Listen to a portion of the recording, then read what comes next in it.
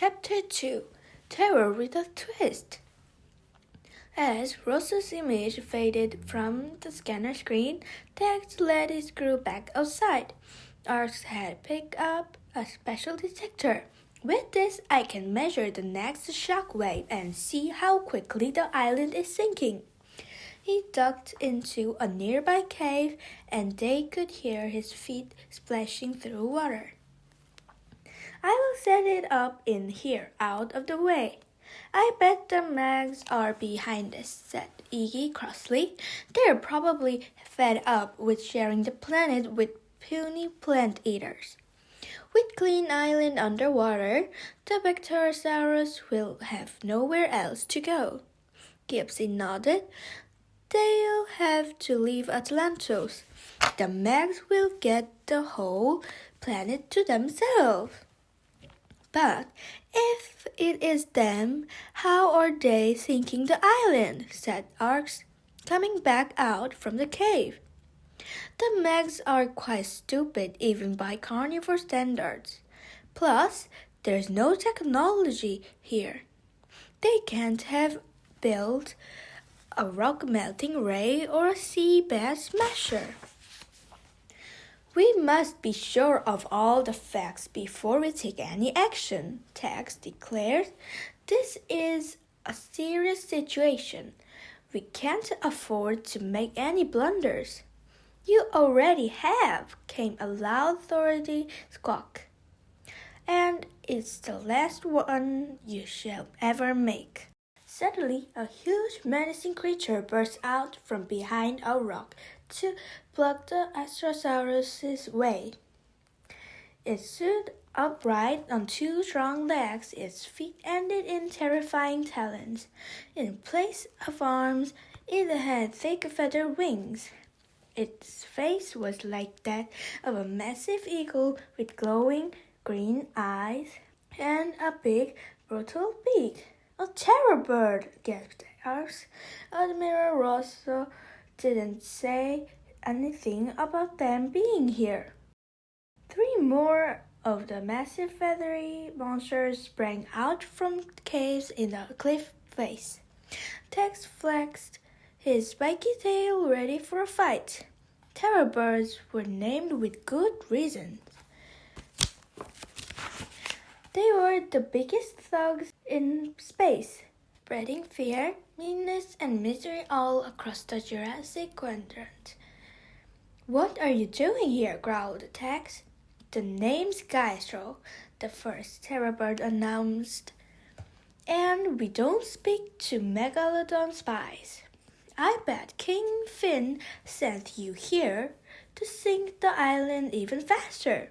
We aren't spies, we are Astrosaurs, Tex protested, as if Gaistro took a menacing step towards them and glanced back at his gang. Looks like we're going to have to teach these dinos a lesson, boys. Tex reared up, ready for battle. But to his surprise, Gaistro pulled a chalkboard from behind the rock and wrote, "Sinking Island is very naughty." The biggest bird produced a strange sort of guitar. It was made from string, spanners, and an old sink plunger. He played it very bad, while his friend squawked. Working for Megalodon is very naughty and not very nice. Stop us sinking or else we will have to ask you not to in a very, very loud voice. Tex scratched his head. Well, I've never heard of terror birds singing to their enemies before. I think I'd sooner fight them. Iggy had covered his ears. These jokers couldn't carry a tune in a bucket. Had enough, eh? Castro smiled grimly. Well, go back to your mag master and tell them to stop sinking this island, or Gordon here will sing you the next 50 verse. But you've got it all wrong, cried Tex. How dare you? Gordon wrote that song himself. Castro puffed out his feathery chest. I can see I'm going to have to take very serious measures. Suddenly, he pulled out a pointed Dune's cap. Put this on your head and go and stand in that cave for 5 minutes. You're crazy, cried Tex, tugging as the terror bird tried to put the cap on his head. Wear it, squawked Castro. No, Tex grappled with the terror bird. He could feel the fearsome strength in Castro's muscles, and yet the bird seemed careful not to hurt him. Iggy grabbed hold of Castro too, and so Gordon grabbed hold of him. Gypsy responded by grabbing Gordon, and another terror bird grabbed her. Tex wasn't sure if they were having a fight or doing a conga, but the next moment the struggle was halted by a humongous hoot. Stop! At once the terror bird fell to their knees. Meek and mild, Tex turned to find the two figures had appeared on the beach behind them. He recognized them from Admiral Rosa's briefing. They were Astrosaurs. One was plainly dressed in a white robe, but the other was wearing a crisp golden cape. A crown of shiny leaves sat on her head crest, and she wore pink rubber gloves on her hooves. Hello, said Tex. My name is Captain Tex Stegosaurus of the DSS Sauropod, and this is my crew, Gypsy, Arx, and Iggy gathered round him. You must be Queen Swappy. I am indeed, she said in a rather royal voice. I thought I heard a horrible dirty old spaceship arrive, so I came to investigate. Dirty? What a cheek, Iggy grumbled. Gypsy nudged him in the ribs. You mean what a cheek, your majesty. I hope you're not fighting on my island. Queen Swappy went on. It's rough and dirty. I mean, just look at your uniform, Tex. It's all muggy. She turned to the other Bacterosaurus. Genesee, my hoof maiden, washed down the captain. Janice swiftly attacked Tex top with a bucket of warm soapy water and a scrubbing brush. Hey, that tickles, Tex protested. Now, who else needs a quick scrub? Said Queen Swappy. Perhaps I should spray you all with disinfectant just to be on the safe side. Please, your majesty, we weren't fighting, said Castro. The lads and I were just trying to stop these sharky spies being so naughty. They expect us to believe they are Astrosaurs. You silly big birds, said Queen Swappy fondly. I'm sure you meant well, Castro, but these are Astrosaurs. Come to help us in our hour of need. I sent for them ages ago. You did? Castro narrowed his eyes at Tex. Oh, it seems I owe you all an apology. He bowed down to the Astrosaurus. I am truly sorry. I was only trying to protect our little island. Our little island? Gypsy couldn't believe what she was hearing. These terror birds live here, Queen Swappy explained. They have done so for almost a year. But they were carnivores, cried Iggy. Other terror birds are, said Castro, but we are vegetarian. As if to prove the point, he uprooted a clump of sea grass and gobbled it down. He said, licking his sandy beak. You see, said Queen Swappy, and in return for a place to stay, he and his 5 friends have installed flush toilets all over Atlantis. We were just checking the pipes in this area when we saw you on the beach, Castro explained. I'm afraid we jumped to conclusions.